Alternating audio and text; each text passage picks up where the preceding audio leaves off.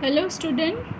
आज हम हिंदी वन में अनंत आकाश आपका जो थर्ड चैप्टर है वो पढ़ेंगे।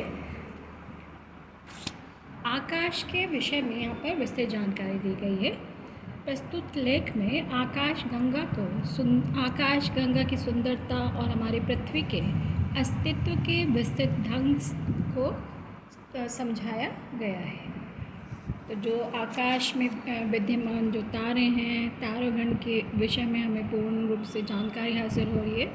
तो ये आकाश क्या है? अनंत है, यानी बहुत विशाल है, जिसकी विशालता की हम कल्पना भी नहीं कर सकते। आकाश उससे भी और विशाल और महान है।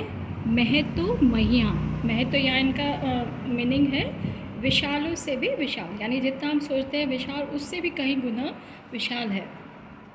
स्वच्छ नीला आकाश, यानी जो हमें आकाश दिखता है, जो साफ सुथरा नीला आकाश है, उसमें जगमगाती हुई असंख्य ताराबलियों, ताराबली कहते हैं यानी जो तारों की पंक्तियाँ जो हमें दिखते हैं, रात को हम देखते हैं आकाश में तो हमें अनगिनत तारों की पंक्तियाँ दिखाई देती हैं, जो हमें बरबस ही अपने सौंदर्य से मुग्ध कर लेती है, यानी अपनी ओर आकर्षित करती है। इसकी अनंतता और अन्य विस्मयकारी विशेषताओं की ओर मनुष्य जाने कब से आकृष्ट हुआ है।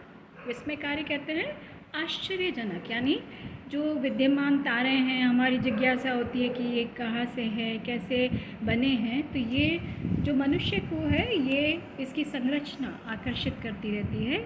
इसके सौंदर्य से विमुग्ध होकर कवियों ने अनेक कल्पनाएं की और उन कल्पनाओं को कविता के माध्यम से लिखा है। परंतु क्या हमने कभी यह भी सोचा है कि आकाश में जो टिमटिमाते हुए अनगिनत तारे हैं, वे केवल रात्रि में ही आकाश को अलंकृत करने कहाँ से आते हैं? अर्थात यानी उनकी वास्तविकता यह है कि ये छोटी छोटी ज्योति की चिंगारियाँ हमें दिखाई पड़ती हैं, जो कि अंधकार में, यानी चारों ओर अंधकार हो जाता तब वो हमें रात्रि में दिखाई देते होते तो वो दिन में भी हैं, लेकिन सूर्य के विशाल प्रकाश यानी तेज प्रकाश के कारण वो हमें दिखाई नहीं देते हैं। उनमें से जो तारे हैं, उनमें से अधिकांश जो हमारा सूर्य है उससे भी कहीं बड़े हैं। ऐसे सूर्य जिनमें हमने हमारे जैसे सहस्रों कहते हो हजारों सूर्य समा जाएं, परंतु वे इतने दूर होते हैं कि हमको उनकी विद्यमानता प्रतीत नहीं होती, और न ही वे दिन के प्रकाश में हमें पृथ्वी से दिखाई पड़ते हैं, क्योंकि सूर्य का प्रकाश होता है तो वो हमें दिखाई नहीं देते, और जब रात्रि में सूर्य का प्रकाश नहीं होता तो वो हमें अनगिनत तारों का समूह दिखाई देता है। असंख्य रजकण कहते हैं, रज मीन्स धूल के कणों के कारण सूर्य के प्रकाश में हमारी पृथ्वी का सारा वायुमंडल आलोकित हो जाता है। आलोकित यानी दिखाई देता है। इस कारण तारागण के क्षीण प्रकाश को हमारी आंखें नहीं देती, यानी जब सूर्य का प्रकाश चारों ओर होता है तो हम उस तारों के जो क्षीण कहते हैं बहुत कम प्रकाश होता है, तो वो हमें हमारी आंखों से नहीं दिखाई देता है। यदि हम पृथ्वी से 116 किलोमीटर ऊपर उठ जाएं तो काले आकाश में यही तारे हमें अधिक चमकदार दिखाई पड़ेंगे, क्योंकि वहाँ पर सूर्य का प्रकाश नहीं है। यदि हम ध्यान से देखें कि आकाश में टिमटिमाते हुए तारों की धूमिल सी एक धारा दिखाई पड़ती है। धूमिल कहते हैं यानी जिसमें अनगिनत धुंधले से तारे दिखाई देते हैं, इसी को हम क्या कहते हैं? आकाश गंगा। आपने रात्रि में देखा होगा कि एक लंबी सी लाइन जाती है जिसमें अनगिनत तारे होते हैं, बहुत असंख्य तारे होते हैं और वो धुंधले से होते हैं, उसी को क्या कहते हैं? आकाश गंगा।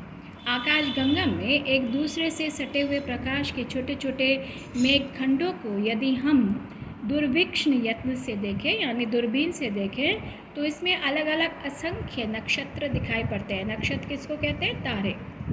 ये नक्षत्र सूर्य हैं। हमारा सौरमंडल इसी आकाश गंगा के एक छोर पर स्थित है।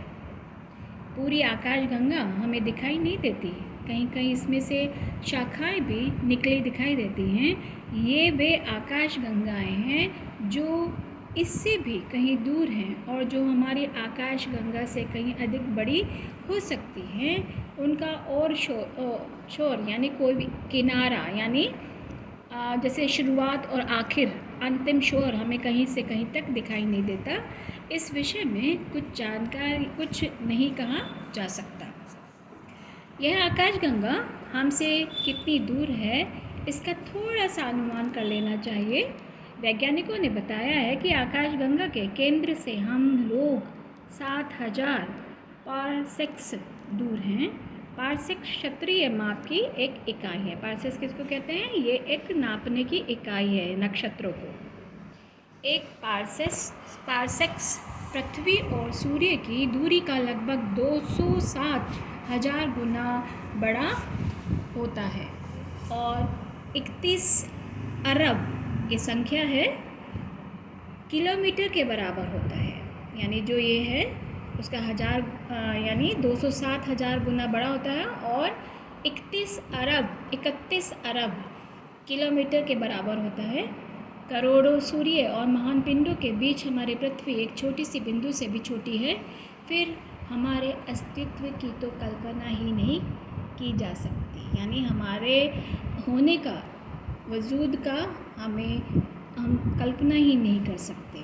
ठीक है, यानी जो पृथ्वी एक छोटे से बिंदु के समान लगती है और उस पर रहने वाले हम जो मानव हैं उनकी तो हम कल्पना ही नहीं कर सकते। इसी के साथ हम विराम लेते हैं अगली वीडियो में और इसके विषय में हम जानकारी हासिल करेंगे। धन्यवाद।